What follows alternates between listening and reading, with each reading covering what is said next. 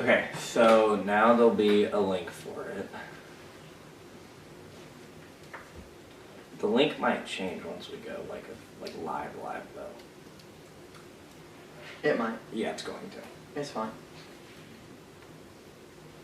This is so low. It's in the channel link. Okay. Make it private. Because that's the Landon. Did you know that? Just make it private. I did. I think I did. No, it's public. Alright, bet.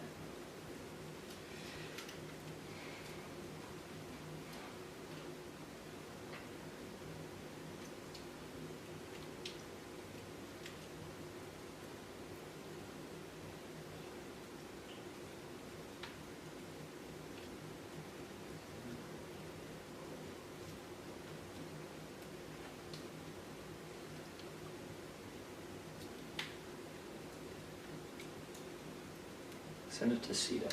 Hit CDOT. Huh? Send it to CDOT. Who's that? Carrington Harrison. He shouts us out. Heck yeah, baby! I didn't realize how close I was to the mic when I started. Okay. We're live. We can go live 3 minutes early. No, it's not quite 5. You know, live 3 minutes early. Come on. Wait, let me get everything posted to Instagram and Twitter. Don't put it. No, not yet. Quick save. Okay. A minute and 40 seconds.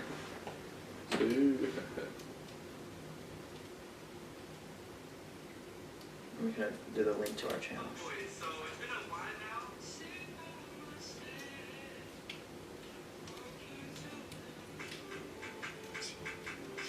That is a fire.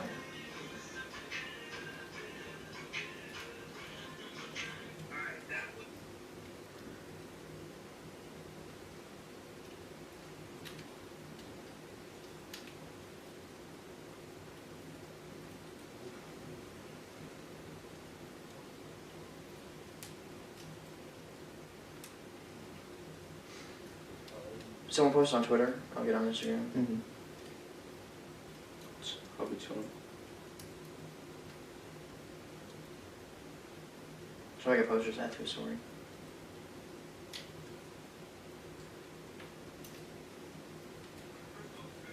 Okay. Give me 1 second.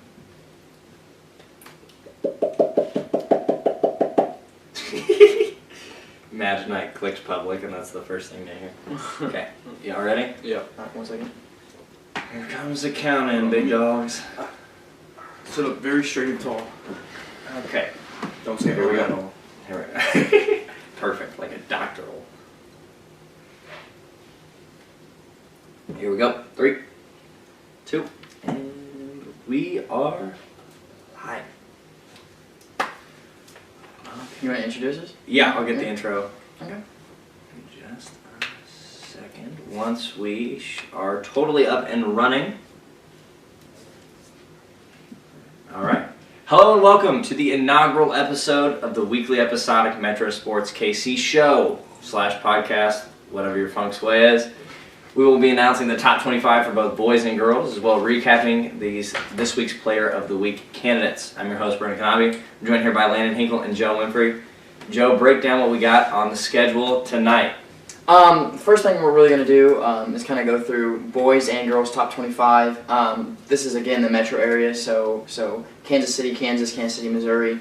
A little farther outside of that, but that's mainly it, as well as recap a little bit about this week and what's to come next week, as well as, again, our poll on Twitter, which is the Player of the Week, which we have 3 girls and 3 guys that you can check again on Twitter at metrosports_KC. All right, so we're going to start off with some girls' top 25 action. We're going to go from 25 down. Landon, kick us off. You know, starting at 25, we're going to go ahead and go with Olathe Northwest. They're currently 6-3, and their most recent game was against Free State, in which they won 53-12. At number 24, we got Shawnee Mission South. They're currently 5-2. They just beat Shawnee Mission East the other day, 45-38. And then Smithfield at 23. They're coming off a loss against Blue Springs in overtime, 45-51, but they're still 8-5, a solid team. Something to look out for in the Suburban Conference. And then we got Lee Summit North, 6-3. They most recently lost to Blue Springs South, who you will see further down in this top 25. They lost that game 51-65. Park Hill at number 21. They're currently 8-5, coming off of a big win, 52-20 against Raytown South. And then we got number 20, Raytown South, who just lost to Park Hill. They're currently 10-3. It was a rough game, but throughout the whole season they've looked really good. Absolutely, yeah. Number 19, we got Truman. They recently lost to Blue Springs South. 8-5. They haven't played a couple days, I don't think, but they're 8-5. 18, we got Park Hill South coming in at 8-4. They most recently lost to Staley, 51-66. Number 17, we got St. Joe Central. They're coming off of a win against St. Pius X, 66-47. They're 8-4. And then 16, we got Grandview, who is 10-4. Lost most recent game to Green Valley, 35-68. 2 of their 4 losses are to Green Valley on the season. Number 15, we got St. Joe Benton. They're 10-4, and they most recently came off a win against St. Pius X. Number 14, we got St. Pius X, who is a 8-3 team, coming off of a big overtime win against Maryville, 54-49. They hit a shot at the buzzer to send it to overtime and just close things out. Number 13, we got Staley. They're 8-3. They're coming off wins this week against Park Hill South, 51-66, and then last night's game against St. James Academy. Lizzie Bone with that clutch shot to put them ahead, and they held on and won that game. Yeah, absolutely. There are a lot of good teams, and a lot of girls. There's not a lot of powerhouses per se. There's a lot of teams that have 8-5, 8-4, 9-4, 10-4 records. But there's a lot of close head-to-head matchups. Like last night, Staley taking on a great St. James Academy team found a way to win, and that's kind of the way that we're trying to find rankings. And yeah. And especially with that St. James Academy Staley game, it was hard to not rank St. James Academy, even though they're sitting at 3-4. I mean, they controlled the game against Staley for quite a while last night, and then eventually it just came down to Lizzie Bowen being on fire from the field. Yeah, she was able to hit that shot from the right wing to really put it away, and that put Staley at number 13. Absolutely. Number 12, we got Shawnee Mission Northwest. They're currently 5-1. Not a lot of updates on the Kansas High School website. I believe they've been postponed, but they're currently 5-1. Yeah, there have been a lot of cancellations in the Eastern Kansas League. But again, there are I think 4 or 5 that have only have 1 loss for both girls and guys. There's a lot of good teams over there. Blue Valley Northwest are 7-1. They're coming off a win against Shawnee Heights, 47-42. They are our 11th. Number 10, we got the Blue Springs South girls, 10-2. They're coming off of a win against Truman, 66-43, led by former Mizzou forward Kevin Perrier's little sister. Number 9, we got Raytown. They're coming off of a massive blowout win against Fort Osage. They won that game 74-23. They're 10-2. Number 8, Lansing High School out of Kansas. They're undefeated, 8-0, coming off of a win against DeSoto, 50-35. Number 7, we got Blue Valley. They're 7-1, coming off of a solid win over a good Blue Valley West team, 47-30. And then number 6, we got 13-1 Chillicothe, who's coming off of a win against North Platte, 46-18. Before we get into our top 5, I want to talk to you guys a little bit about the games that we've been watching and what you thought about that. Like starting off last night with Staley versus St. James Academy. Yeah, there have been a lot of good girls games that we've seen. Yesterday, like you said, we went to watch Staley at St. James Academy, and it was a great game. Down to the wire, there were a lot of runs, a lot of possessions, differences, and then even the night before, we went to Mill Valley versus the Lawrence Lions. Both teams are around 500. They're not, I guess, on the top 25 or like powerhouses to say, but it was a great game. A lot of scoring, a lot of just fighting it out. I mean, that's what it's all about, and so. I mean, there's a lot of good games to happen and to come, and there's a lot of good conference play that should happen here closer to the end of January, start of February. Yeah, and with that game against Mill Valley and Lawrence, Emery Zars basically knocked out Lawrence from the top 25 herself. We got a good interview with her on Twitter. Absolutely. Not only that, but I've been gracious enough to to get to watch both Sierra Smith and Grace Slaughter out of Green Valley play. Sierra Smith, opening game against North Kansas City, she had, I think, 20 points in the first half. She can just score the basketball with such efficiency. She's one of those people that if you go under the screen, she's going to shoot it every time. Grace Slaughter is impossible to guard. She reminds me of like the female version of Akeem Olajuwon. Like she's got good enough footwork. Her teammates are great at finding her in the post, and when they do that, it's very, very hard to beat them. Yeah, she's only a junior and already has 2,500 points. 2,500 points. It's pretty insane. She's committed to Mizzou right now. But now we're going to get into our top 5 for girls basketball. Starting at number 5, Shawnee Mission West, 9-0. Most recently beat Shawnee Mission North. They're undefeated, looking good so far this year. So it should be exciting to see what they can do coming up conference season. Number 4, we got Bishop Miege, who was most probably going to be our number 2 if they didn't lose to St. Thomas Aquinas, which they did 43-57. They got some good talent over there. Verhulst. They got.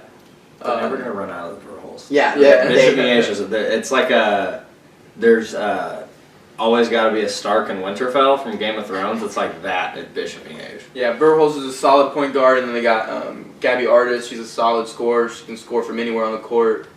But Bishop Miege, 6-1, number 4. Yeah, there's not a sport that they're not a powerhouse in. They are a Class 4 playing Class 6 schools, so sometimes they have some losses on the record that are, they're tough matchups, especially in football, basketball, baseball, etc. But they are a really good team, and they're a force to be reckoned with. Especially, there's not a whole bunch of teams that get to go against them in their conference, at least, other than maybe St. James Academy. So they're always a team to look out for. Mm-hmm.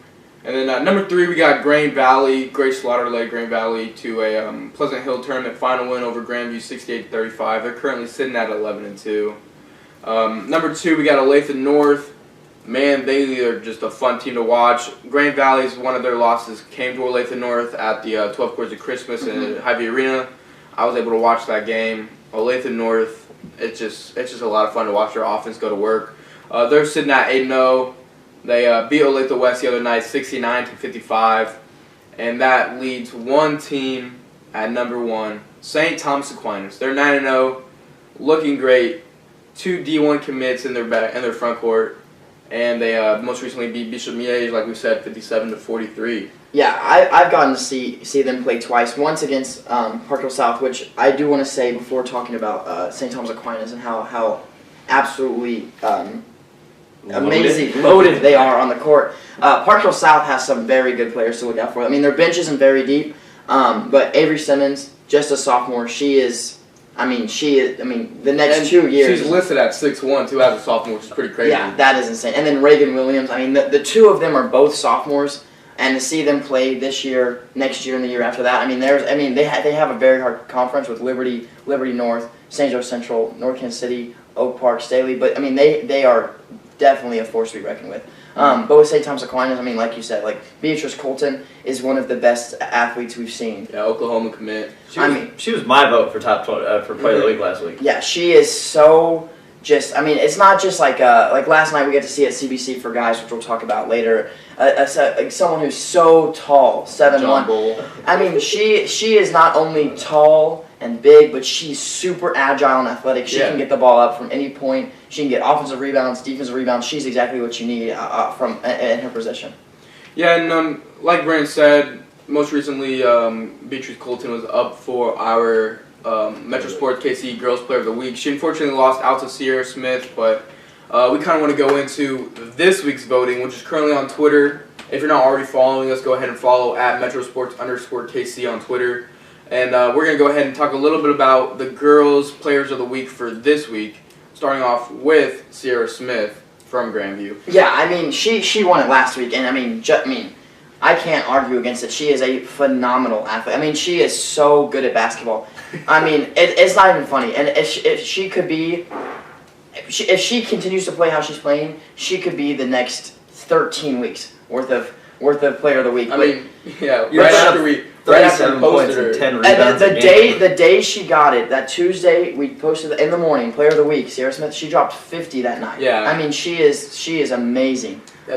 This past week, they ended up losing to Green Valley in the finals of the Pleasant Hill tournament, but she averaged 37.5 points, 9.5 rebounds per game in that tournament. So Yeah. Well, and even with that, they only scored 35 points against Green Valley. So you got to think how many points she had in the first 2 rounds. Yeah. And Green Valley is a phenomenal team. Like they're athletic, they're fast, they can score the basket, they can stop you from scoring even though Grandview lost to Green Valley, that isn't a horrible loss, and Sierra Smith still played phenomenal in that tournament. And then right now, the leader in our voting is Lizzie Bohm. She played phenomenal. 32 points. Yeah. Not only did she play Friday night against an very athletic Park Hill South team in a conference matchup, in a very physical conference matchup Thursday night, she came back 2 nights later to drop 32 against a very fast, although a very short bench of St. James Academy, a very fast and athletic team, and just dropped 32 on them, securing the win for her team. Well, we watched that game live, and you can see the energy from St. James Academy's head coach that he just brings. So it's always electric watching them play. And Lizzie Bone, just clutch shooting in her jeans. Just a little sidestep 3 to put them in the lead, and she walked away like nothing happened. Yeah. 12-point fourth quarter for Lizzie Bohm last night.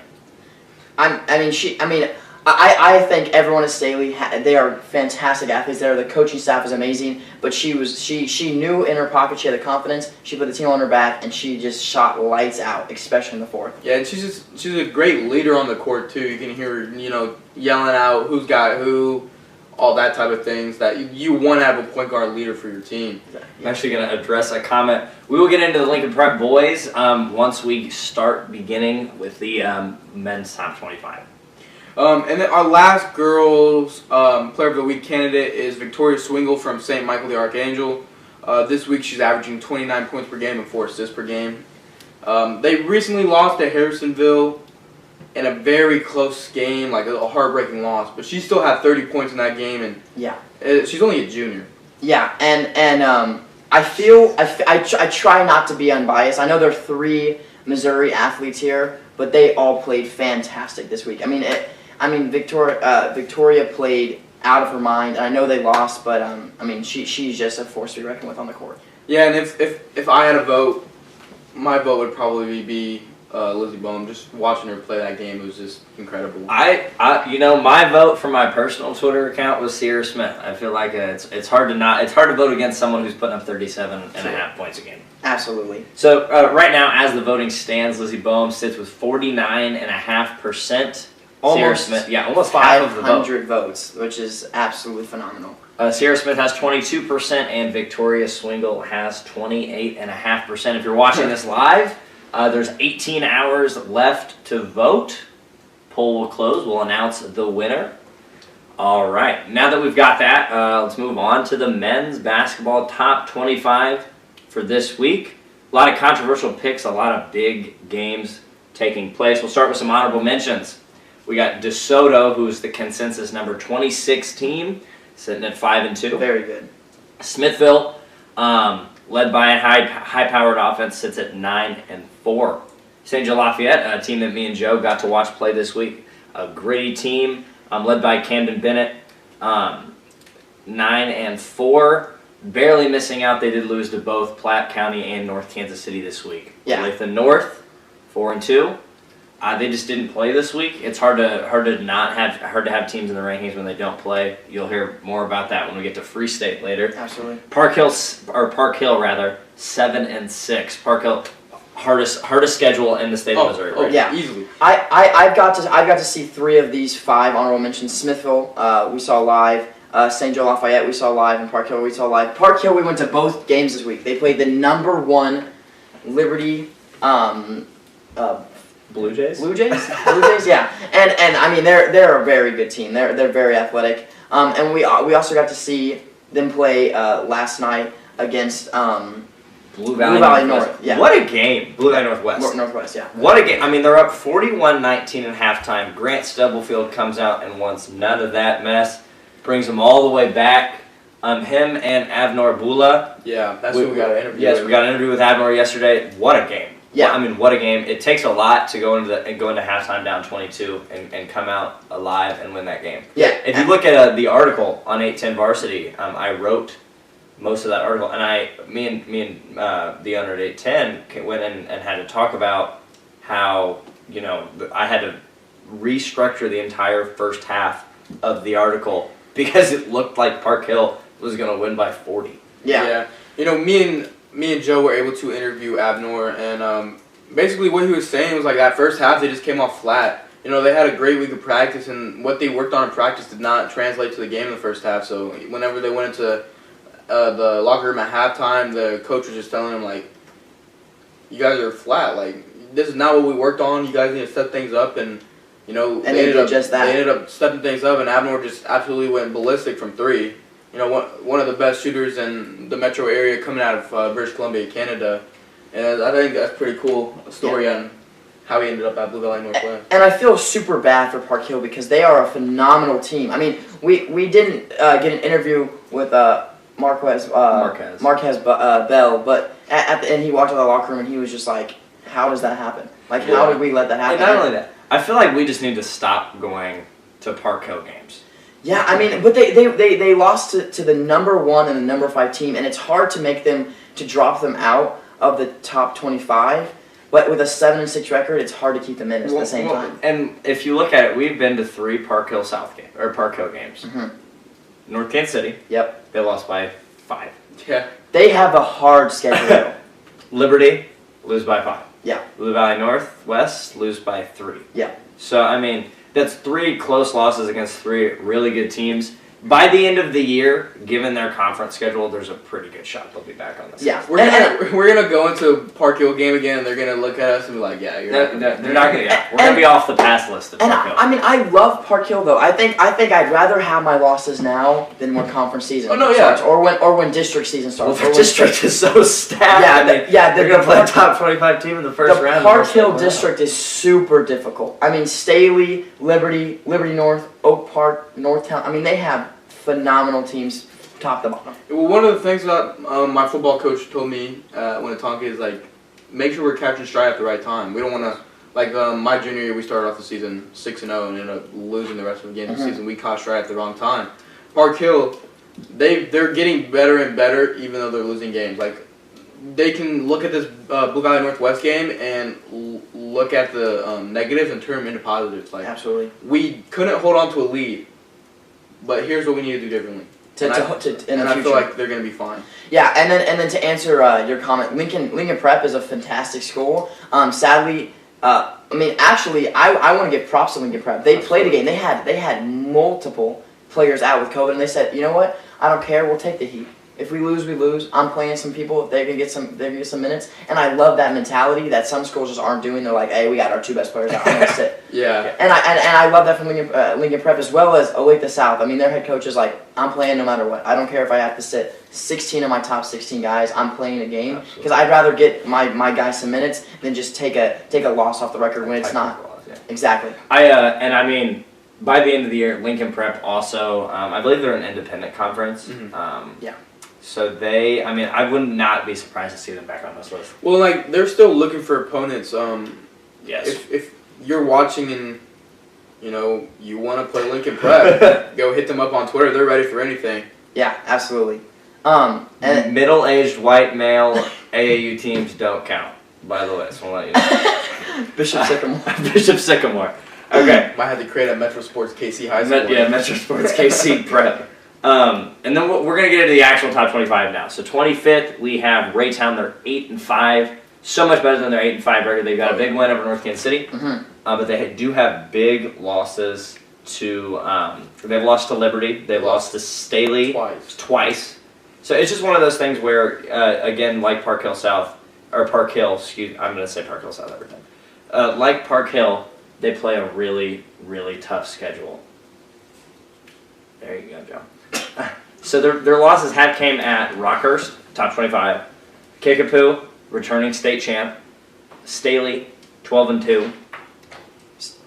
I mean, and Lafayette Staley Wildwood. twice. Staley twice, and Lafayette Wildwood. So I mean, 8-5 team. not at all indicative of an 8-5 record. And we only dropped them because they didn't play this week. That's the only reason they've lowered themselves. If they played and won a game, they would have stayed exactly where they were last week. Okay. 24th, we've got William Chrisman. William Chrisman, significant drop this week. They lost to Fort Osage. Fort Osage is a team that North Kansas City, just from being at that game, I remember, won 75-25. Yeah. So William Chrisman, that's a big upset loss. Fort Osage, they're 3-9, but that's a big quality win for that program. Absolutely. 23rd, making their entrance on this list, one of 2 new entrances, or 3 actually. Eudora, 6-1 out of Kansas. If you look at the Kansas High School Athletic Association website right now, they are the #1 team in Class 4. In Class 4. But it's one of those things where Bishop Miege plays in Class 4, and Bishop Miege is, once it comes to playoff time, they're pretty hard to beat. Absolutely. Their only loss is to Baser. And besides that, Baser's the next team. They're 22. So, only having lost to Baser and beating Turner, Bonner Springs, Paola, Tongi, Lewisburg, and Spring Hill, they don't have the toughest schedule, but they have some pretty impressive wins. Absolutely. Baser, 5-2, definitely was the #1 honorable mention last week. They were the number 26 team in our poll, the first guy out. They make their entrance this week, obviously got that big win over Eudora. They beat St. Joe Central. They beat Liberty North. And they did fall by 20 to Park Hill. However, being 5-1, beating DeSoto, who's an honorable mention in Lansing as well, they've got some pretty impressive wins. It's hard not to put them in your top 25.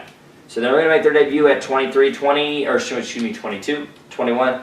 The Bishop Miege Stags. It's pretty hard to not put Bishop Miege on the top 25 list. They're Bishop Miege.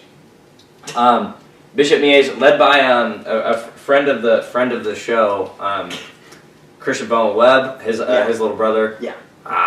At North Kansas City, they beat St. Thomas Aquinas. They beat Blue Valley. They beat St. Pius, Elias Catholic, and Jeff City, and even Marion Kaufman. And that's the game that I saw them live. Man, the first play of the game, off tip, bang. Their one loss being to St. James Academy, who it's a 3-point loss. It's a close loss. So that's definitely if they picked the right time to hop into the top 25, it's right now. I would say that they're going to be around for those 3 brothers there.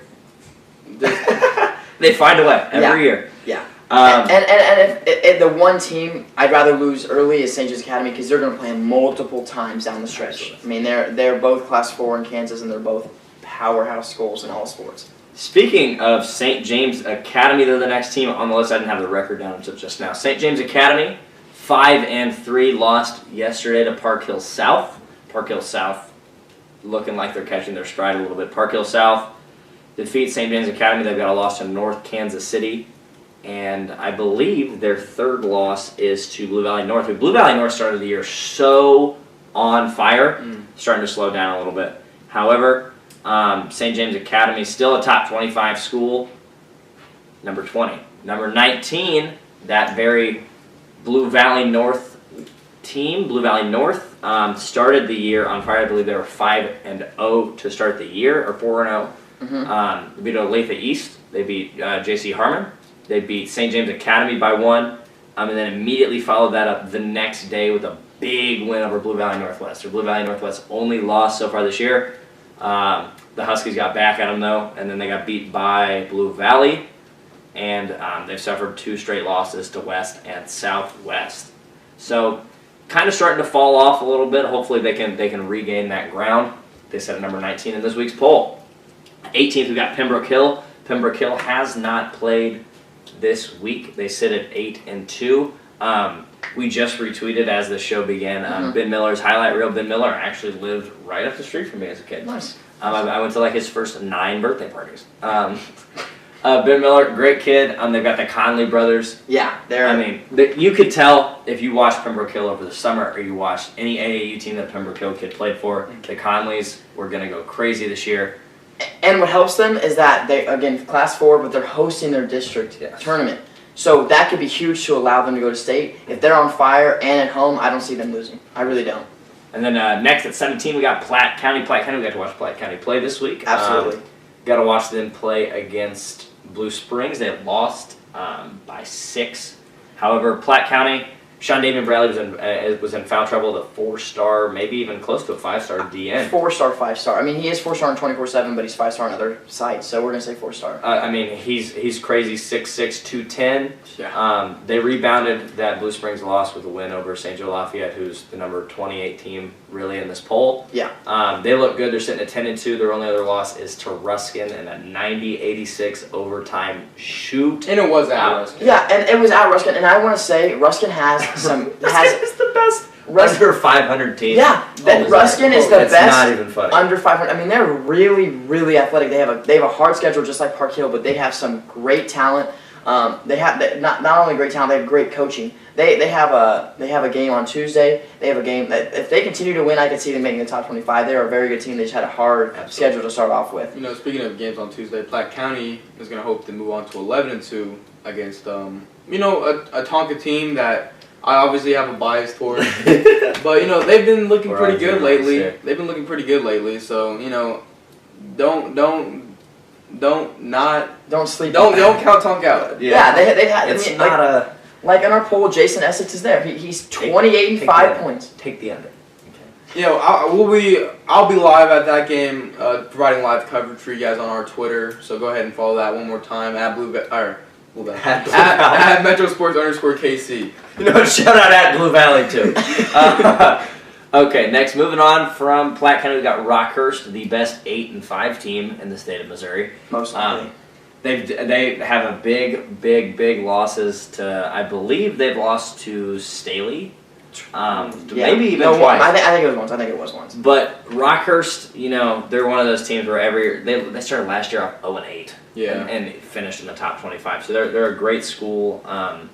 They've lost to Oak Park. Oak Park, a very good team this year. Fort Smith Northside, Fort Smith Northside's girls team is absolutely. I think they're like 19 or 20-0 right now. now. And they have, I don't know Arkansas, how many Division One. Okay. Yeah, 4 or 5 Division One girls, 2 of them are freshmen. They also lost to SLU, and SLU is probably 4th, 3rd. They're a very good school in St. Louis. So here's a rule of thumb: if the team has university in their name, they're probably pretty good. Or college, that one also. If the high school if they have college or university in a name of a high school, they're probably all right. All right, yeah. All right, moving on. Park Hill South 8-4. Started off the year 5-4. Have won their last 3 straight. Beginning to play pretty well. I'm gonna wait for Joe to pull up. Oh, I think that's the girls. This is the girls. This is so. Park Hill, they did take on and defeat St. James Academy last night. Other than that, their only big losses. Oh, excuse me, they have not won 3 straight because they did lose to Staley to give them their 4th loss. Yeah, but they're 5 in their last 6, and they lost to the number 2. I mean, one of the best teams in the state, at least the Metro, which is Staley High School, by just 4 points at Staley. It's a road game, it's a conference game, it's a big night game. And they only lost by 4 in a defensive, it's a defensive shootout pretty much. Yeah, and their other two of their other 3 losses have came to top 25 schools. The only one is Ozark. Ozark is down in the Metro, so they're not ranked, but they probably would be ranked. They said at 12-5. Yeah. Chrisman, obviously number 24 in this week's poll, and they lost to Shawnee Mission Northwest, who you will see in the upcoming segments. Yeah, one of the bright spots that we've been able to see for Park Hill South is Messiah's Dockery. He's really caught strides these last few games, and look out for him if he keeps up the good scoring and playmaking ability that he's shown us the past 2 nights. Then you can possibly see him in our Player of the Week candidates. Absolutely. Coming up next, number 14, Blue Valley Southwest. The Blue Valley schools are about to start coming in full capacity. Also, if you hear a crackling noise, we got a fire going. Oh yeah, we should. Yeah. Something is not blowing up. We promise. No, but there are a lot of good Eastern Kansas League schools that are going to start shooting in here. Shawnee Mission, Olathes, Blue Valleys. Yes. Yeah. There's Blue a lot Valley Southwest. I believe Blue Valley Southwest is one of the only Blue Valley schools that isn't 6A. Yeah. So they're 5A. Their 3 losses came to Blue Valley West, Blue Valley Northwest, and St. Thomas Aquinas. So that is why they have dropped a little bit. They did defeat Blue Valley. They've got wins over St. Joe Lafayette, DeSoto, Barstow, and J.C. Harmon. Yeah. Good school. They're led by, I think it's Jim Woo Kim. I got to watch him play over the summer. And he can ball. He can ball and he moves well for being as big as he is. He's a guy that we definitely are going to want to go out and see. I was just watching him on YouTube the other day. I mean, he's 15-5-2 this year right now. Like, that's insane. And also, they did lose to St. Thomas Aquinas, but the only reason I think that they're not on our top 25 is because they did suffer a loss to Lee Summit West and a last-second missed three-pointer shot. But again, a very good team that has a tough schedule for being Class 5 in Kansas. All right. Oh, clicked the wrong. Coming up next, Shawnee Mission South. They suffered their first loss this week to Mill Valley. That was crazy game. Shawnee Mission South. It's one of those schools where you're not quite. Excuse me. Yes. Okay, Shawnee Mission South. Yes, 7-1. Okay, totally lost my train of thought right there. Shawnee Mission South sitting at 7-1 in the 13th hole. And Mill Valley, they did suffer a loss on Friday that we get to call on our YouTube channel against the Lawrence Lions. They are a very good team. Okay, they did lose to Lawrence by more than 15 points. They struggled second half, Absolutely. Adrian Diamond, after he won his winter homecoming king, he didn't score until the fourth quarter, which hurt him a lot. Yeah, he didn't really get to sit down. Yeah. They beat Schlegel, Olathe Metro Academy, Shawnee Mission Northwest in overtime. Would have been a pretty. It was a great game. Absolutely. It's a game winner. Olathe West, Shawnee Mission North, and Shawnee Mission East. Great team. Likely going to see them move back up into the top 10. However, you have to drop them after losing to an unranked team. I mean, Mill Valley is a very athletic school. Good coaching staff, good players. They just need to find their consistency. That's all it is. All right, coming up next, Shawnee Mission Northwest. Their 2 losses on the year are to Lawrence Free State, who you'll see in just a little bit, and Shawnee Mission South, as just mentioned. They beat Shawnee Mission North. Piper, which was a powerhouse when they were younger. Park Hill South, they beat Olathe Northwest, Gardner Edgerton, and Shawnee Mission East. Would have been a good game between them and Olathe South, however that one did get postponed. They sit at 6-2 in the 12th spot. Likely going to see them continue to move up in this poll. Blue Valley West at number 11. We're going to kick off the Blue Valley School Mania here. They have just 1 loss to Blue Valley Northwest so far this year. They beat Blue Valley North, St. Thomas Aquinas, Lincoln in Kansas, Blue Valley Southwest, Gardner Edgerton, and Shawnee Mission North. Blue Valley West. We always report their scores wrong because their NFHS broadcast is always just a little off. We do apologize. We try to get the best and most accurate sources out as fast as we can, faster than anyone else. Spectrum, 810, NHS, all of them. But I mean, sometimes when they're not accurate, we can't be accurate, and we just apologize for that. But we try our best. It's just one of those things where we can't expect schools to text us the final scores of games as soon as they happen. So we normally would just go to a broadcast. We have an NFHS account. The NFHS cam has just been off. And it's only for Blue Valley West. It's only Blue Valley West. Every other school. We do this with like all of the EKL schools, only Blue Valley West. So if you're watching Blue Valley West, please have us broadcast instead Fix your end. I'm kidding. After Blue Valley West, we have, drum roll please, it's another Blue Valley school, Blue Valley. Blue Valley, straight up, their 2 losses have been to Olathe South and Bishop Miege. They have beat Blue Valley North, Ruskin, Sumner Academy, and Ruskin again, and Blue Valley West this past Friday. So a lot of big wins over schools that if Ruskin, did not play the 95-96 Chicago Bulls all the time, they'd be pretty good. Blue Valley sitting at 5-2 in the 10th spot. Likely going to see them continue to move up as this year goes on. Aiden Shaw, Mizzou commit, balling out there. He was a fun guy. He's a fun guy to watch. Oh yeah. Olathe South, number 9, Yeah. 6, and 2. We got to watch them live, and they didn't play this week, so we did move them up, which some teams moved down, didn't play. I mean, it kind of just depends on who you've played, who you've beaten. But we got to see them play, talk to some of the coaches, some of the players. They are fantastic. I know they have 2 losses and one being a Staley by 30, but it was a 5-point game halfway into the third. They played. Just whenever Kyan Evans decides to get his takeover, it's like good luck. Yeah, he literally is an NBA. He's a custom player. He literally is a custom player, and when he gets this, He's a custom player. And when you get his all-star ability, you win. It's crazy. Joe lied to you. Olathe South did play this week. They played Olathe West or Olathe East on Friday. They did win that game. Just hasn't reported to Casey yet. Number 8, Blue Springs. Big win. They won the Kearney tournament this week over 2.5 ranked teams. Lincoln Prep, they beat 52-34. Lincoln Prep, consensus top 30 team. They had a lot out with COVID, but it was still a great win for Blue Springs. Yes, for Blue Springs. Then they took on number 21 Platte County. They won 72-66. We got to watch that game. They controlled that game through Mike Harrison. And Ezeagu had a great game. And then speaking of Mr. Ezeagu, number 4, North Kansas City, 40-20 game. A 40-20. That is like if Andre Drummond was good. No, it's insane. It's insane. I mean, not only is he a committed Iowa State football player, but he dropped 40 points and 20 rebounds on an athletic, lights-out North Kansas City school, and they win the Kearney. I think it's the Kearney Classic tournament.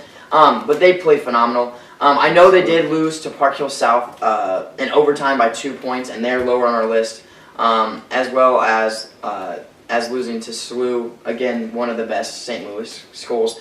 But they're too good to not be in our top our top 10 at least. And we were contemplating putting above Northtown, but there's kind of a love triangle there with Northtown, Oak Park, and Blue Springs, and it's just I think it's the best we can do. Absolutely. Number 7, we got Oak Park, 11-2 on the season. Their 2 losses coming at the hands of Liberty and North Kansas City, and that's the best game I've watched this year as a fan. Yeah. We've got to watch a lot of good basketball, and as 2 Northtown students, it was a fun game to watch. Great student sections, great atmosphere. They won the Benton tournament, defeated Winnetonka 57-47, and they had 2 more big wins. Yeah, that semifinal game against Metro Academy, I was like, coming into that game, I was talking to a good friend of mine, Titus, who's a point guard at Winnetonka. I was talking to him, I was like, who do you guys think you're going to play? I was talking to him, he was like, we think we got Benton, we just have to be able to knock down our free throws, which they were able to do in that game, by the way. And I was like, if you guys go to the final, who do you think you're going to play? And he was like, Oak Park, for sure. They were looking at Metro Academy on paper, they look pretty decent. Yeah. And then when you go and watch the stream, it's like watching an AAU game where the other team's the other team is Link Here Prep. Yeah. The other team is Link Here Prep. I mean, and Oak Park is just, they're on fire right now. They're also going to be, I believe, in the NKC tournament, which we are going to call 99 or 100% of the games. Yes, all of the. I'll be on call for every single one of the games. Oak Park is going to have a tough time because they're on the same side of the bracket as Park Hill South. Yeah, so they'd have to play Park Hill South, and then if North Kansas City is able to beat Platte County, I believe it's Platte County. If North Kansas City wins their second round game, they got the bye. They win their second round game, they'll play Oak Park. There's also a lot of good teams. Truman isn't a horrible 4-7, 6. I know they're not. They're sub 500. They're below 500. Yeah. They're a really good below 500 team. Maddox Bristow, great. His last name's Hernandez. He came off. He came off the floor with a side injury when Truman played North Kansas City the second time. Checked back in, trooped it out. North Kansas City. Actually, they're number 6 school. So we're gonna move on. North Kansas City. 11-2. They had won 11 straight before they lost to Blue Springs 66-60, as mentioned. Yeah. They did beat. They were number 23 in last week's poll, St. Joe Lafayette, 51-50.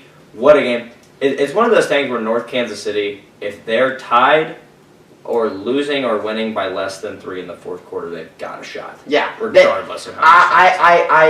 I don't want to sound biased for putting them 6th, but they beat Oak Park and they have the same record, so we have to put them over them. And although Blue Springs beat them, Oak Park has a better record and North Kansas City has a better record, so I think we did that perfectly.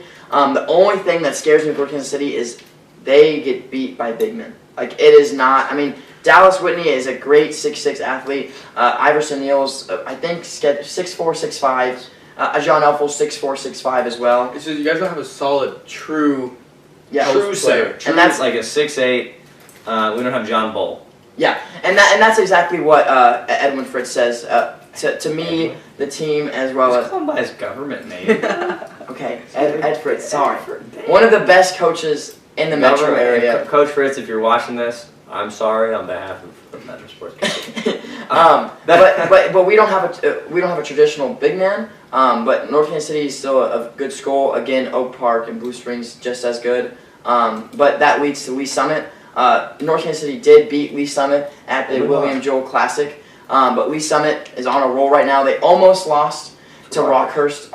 It was a 68-66 game. But with that win, I mean, they're 11-1, and I can't really see a reason why they should move anywhere below being in the top 5. Absolutely. They beat Lee Summit West in a game that we actually watched from a hot tub. Yeah.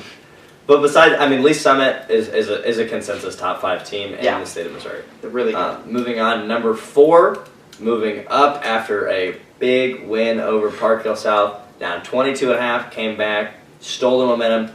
Grant Stubblefield is that guy. 58-55 win. They're number 4. No doubt about it. No doubt about it. I mean, it's hard not to put them in front. I mean, you kind of say, well, they got destroyed the first 2, maybe 2.5 quarters. I would say 2 quarters. But I think it's just really the ability to get back into gear when you're so demoralized. You're down by 22.5. And you're able to get in your head and just forget about it. I want you to understand the magnitude of that comeback. Park Hill did not score until there was 1 minute and 38 seconds left in the 4th quarter. Yeah. Okay, so Park Hill South, I'm going to say Park Hill South every single time. Yeah. Park Hill did not score for the first 5 minutes of the 3rd. Started to get it going. It looked like it was just going to be a good shootout. They still led by 10 going into the 4th. Yep. They didn't score until there was 1 minute and 50 seconds left. And at that point, it was just like... And they have some great athletes there. Like we said earlier, we've been to a bunch of games. They have the Bell brothers. They have Sammy Hall, who's a great athlete. They have some great perimeter shooters. Like Luke Renton even. Yeah, Renton, Shag, and I believe there's one more, but they've got 2-3 guys that can come in the game and shoot from 3. Lights out.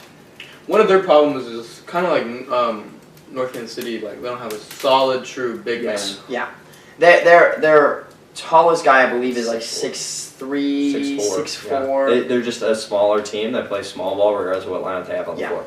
Yeah. Number 3, and it's hard. This was a difficult one. This is so hard. Yeah. Staley is number 3, sitting at 12-2. And here's why. They beat number 7, or they beat what is Park Hill South? 17th. Well, they're Park Hill South was 17th. Now they're 15th. Yeah. Park Hill, they beat number 15 now. Park Hill South, 43-39 by 4. And then the next day they took on the consensus number 1 team in the state of Missouri. I would say they're definitely top 3, if not number 1. Maybe Chaminade. Yes, they did. So CBC loses Chaminade on Friday. They make the trek across the state of Missouri, beat Staley 56-50. That was the best. That's the game of the year. That was the game of the year in the state of Missouri, unless they play again in the state championship game. I think there could be a lot of other fun games, but it's like they have the best matchup on paper. Like, even though they have John Bull, who's 71, Emmanuel Bird matched up well as a 6'8". I mean, he's not usually a center, but he matched up well. They were about the same weight, and I know he had about 4 or 5 inches on him, but Emmanuel Bird played phenomenal. Absolutely. Can we talk about this? Hold on. Timeout. 5'9", Asa Bridges. He is very physical. He steals, he makes threes, he plays defense. He does everything you want out of a 5'9" player. If I was Adam Schefter, he is a gritty, hard-working wide receiver because he's a white guy. This is an Asa Bridges fan account. This is. Yeah. Dude, he passed out a 7'1" guy 3 feet backwards. Asa Bridges, I have personally had to defend Asa Bridges. I have personally had to be defended by Asa Bridges. Yeah. It's not fun. It's not. He's 5'9". He affects every shot. He boxes out every single time. He makes you think he's going to break both of your kneecaps when he boxes you out. Yeah. John Bolt definitely was like, where's that guy? I mean, when it's a foot and a half shorter, he boxed. I mean, he had a phenomenal play. I know he missed 2 threes late, but he played phenomenal as he always does, and his speed helps him tremendously on both sides of the court. That's a fact. We did post one clip of him getting chase down block from behind. That was a very controversial call. He did miss both free throws, which I don't think is more of him. I just think it probably wasn't a foul, and so the gods are like, you can't get this. I'm sorry, Asa. Absolutely. So number 2, much to the despair of all 3 of us sitting at this desk right now, Free State. The Firebirds haven't played in 2 weeks. They do not play until January the 28th, according to the Acacia schedule. Could be wrong. I hope they play before then. I mean, I don't want to put Staley below them because they haven't played, but again, undefeated, one of only I think maybe 3 on the entire 2 states combined. Yeah. So you kind of have to put them top 2, but if they don't play, I mean, maybe we take them out for a week just to be like, hey, we aren't going to rank you until you start playing. It's one of those things where it's the same controversy that the College Football Playoff Committee had a couple years ago, where it's like Ohio State played 6 games and Bama played 10. Yeah. And it's like they're 6-0 and Bama's 9-1. So it's controversial. We're going to keep them in for now. Definitely going to reach out to the people down there, see when they're going to start playing again. They're a great team. Great team. I'm excited to hopefully watch them play. Absolutely. And number 1, the consensus number 1 team, the undefeated Blue Jays of Liberty. They beat Park Hill 66-61. Great game. Oh, no. They did beat Park Hill, number 20 Park Hill. But then they went to the Hoosiers. Yeah. They went to the Hoosiers. They did beat Ray Peck, though.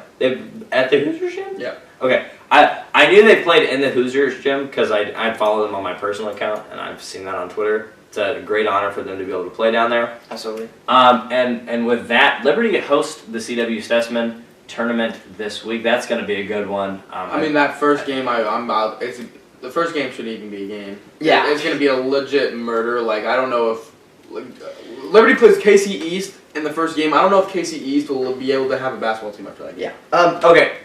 And the game of that tournament is going to be Staley, Liberty in the championship. One of them could get upset. Yeah. One of them could get upset, but I don't think it's going to happen. My prediction: Liberty Staley in the championship Friday at 8:30 p.m. That's going to be one where we're tuning in. I want to call it right now. Staley upsets him. They're going to put him on upset alert. Staley looks so good. I argued last night if they beat CBC, they jumped Staley. I mean they jumped Liberty. I mean Liberty is a phenomenal school. They got lights out shooters. They got Sturts. Yeah, Sturts is a phenomenal athlete. They got depth, they got good coaching, they got height, they got defense, they got 3 balls, they got everything you want, as well as probably the best student section.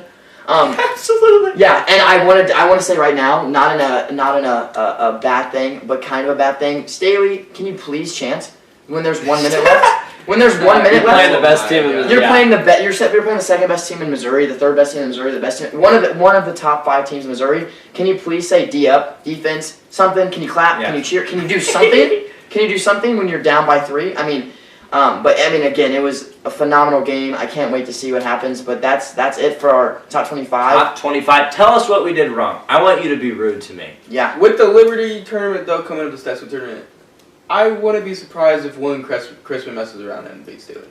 Yeah. Oh, word. Oh, you think?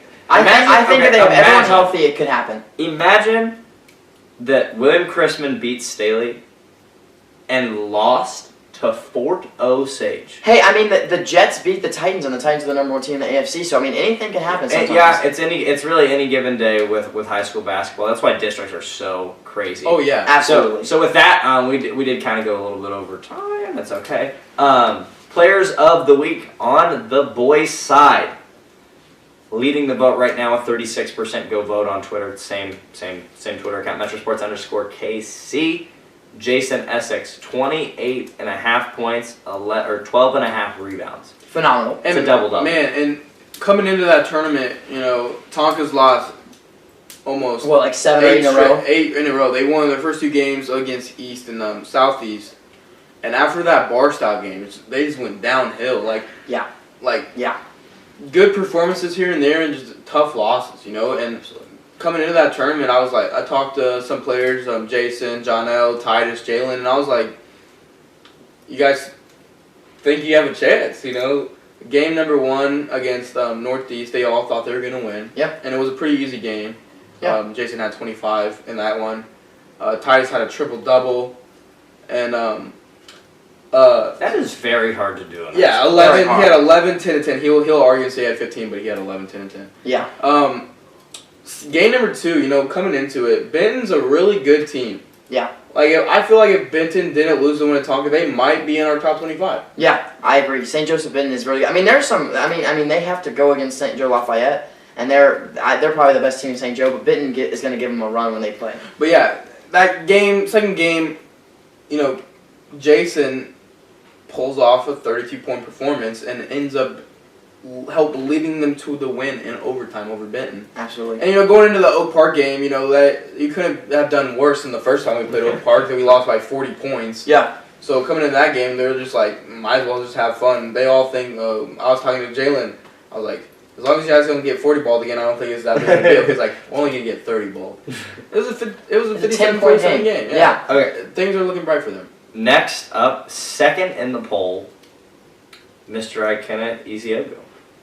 Yeah. Second of 2 Iowa State football commits, and our basketball player of the week. Yeah, and there was who's Iowa State's head football coach? Yeah, one of the best comments I've ever seen was he dropped 40-20. How are you guys not going to give him in? Matt Campbell. First of all, we have to make it we want to make it a friendly thing where you can vote, and also Jason had a great week, 28.5. It's hard to beat 40 and 20. It's hard. I mean, but he had 40 and 20. Yeah, 40 and 20 is amazing. And in the whole tournament, he got MVP. Mm-hmm. I assume. Yeah, he averaged 31.3 points, 13.3 rebounds in that tournament. He's phenomenal. I mean, and that's insane. Yeah, that's a double-double. Both 2 guys averaging a double-double, and third in the vote. Not out of it.